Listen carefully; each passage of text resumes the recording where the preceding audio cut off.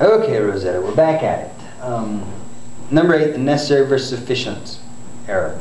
The necessary versus sufficient conflation is, once again, the flaw of assuming. It's assuming that a necessary condition is the same thing as a sufficient condition, or that something that is sufficient is also necessary. Give me an example. If you were to let's talk about aliens. If you were to find out that aliens had landed from, Venus, and no, Martians are probably, I think, less tending to be loving than the Venusian aliens. So if Martians had landed and had overthrown all systems of human government, had enslaved every man, woman, and child on the planet, and was, performing Martian experiments on us, then Timmy, who has a civics paper due next Thursday, would not turn in that paper. You agree? I presume that you do. So if the Martians land, then Timmy's not going to turn in his civics paper. Martians land, Timmy doesn't turn in his civics paper. Let's come back to the Martians and Timmy in just a moment. Successful neurosurgery. Successful neurosurgery, let's talk about that, would require the use of all 10 fingers. It's a very, fine motor skill,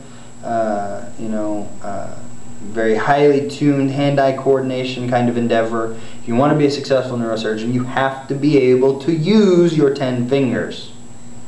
If you want to be a successful neurosurgeon, you must have the use of all 10 fingers. Now, Rosetta, imagine for a moment that you were feeling some headaches, and I said to you, Rosetta, I have got an idea for a neurosurgical technique that may relieve your headaches. And before you get too, concerned about it, let me show you. Yes, I have the full use of all 10 fingers. Will you let me perform neurosurgery on you? And unless I've missed my guess, you will say no.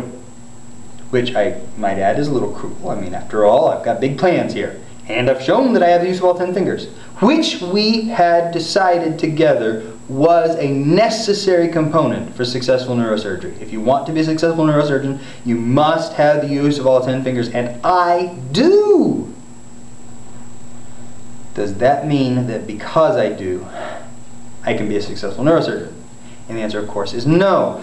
Just having that necessary condition does not guarantee, is not sufficient for the other condition. Just having the 10 fingers, which was necessary, doesn't mean that I can become a neurosurgeon.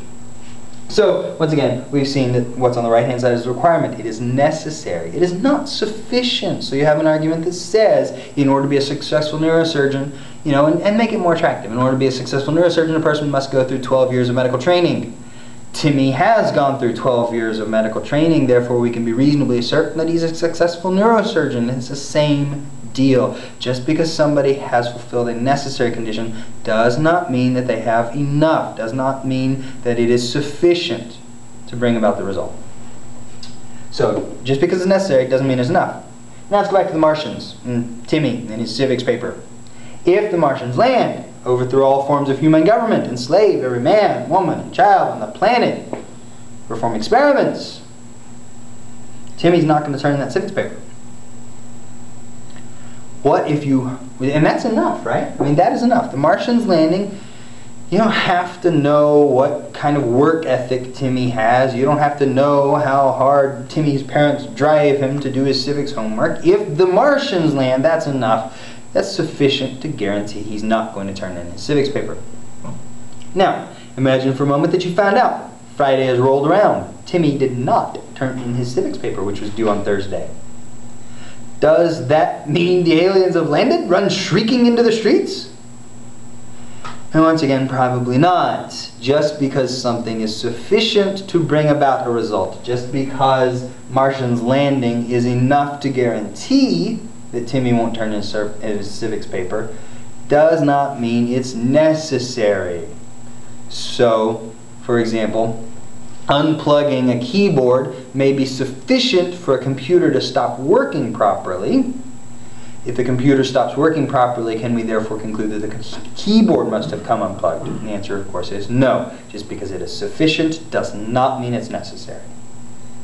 And you're going to see this in action, and arguments are going to present you with the sufficient condition for a thing, and then act as though that thing must have occurred for the event to occur. And it's just not the case. Just because something is enough to bring about an event doesn't mean it has to happen to bring about the event. Sufficient versus necessary. Number 9, the equivocation error. I take this error from, or take the name of this error from the name that you'll see used in answer choices to identify it. Equivocate. To equivocate is to waffle. To equivocate is to refuse to commit to one thing or another. And what we're going to use the word to mean here is from the Latin equivocal, from two voices. It's the refusal to commit to one or the other, and it's allowing a word to shift in meaning, to mean one thing and then to also mean another thing. For example, I have been in a strenuous, and may I say arduous, and may I say rather strained series of negotiations with the mayor of Irvine, because she says that we can't afford to put free ice cream treat stands at various locations around the city.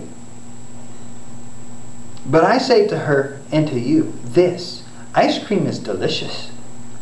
So can we afford not to?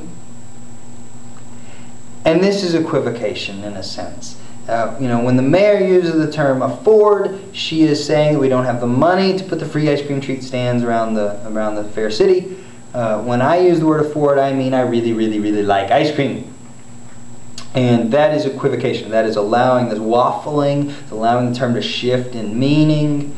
You'll see on the test, you'll see examples that say things like this: we're obligated to bestow the full rights of adulthood. We're obligated to bestow the full rights of adulthood on any member of society who is mature enough to accept the responsibility. And it turns out that most 17-year-olds, almost all 17-year-olds, have completed the physiological maturation process. So we're obligated to give the right to vote to most 17-year-olds. And that, too, is equivocation. It is allowing the term mature to shift in meaning from an emotional or an intellectual maturity on the one hand to a physiological maturity on the other hand. Just because 17-year-olds have achieved a physical maturity doesn't mean they've got the emotional or intellectual or spiritual maturity required. That's equivocation, allowing a term to shift in meaning.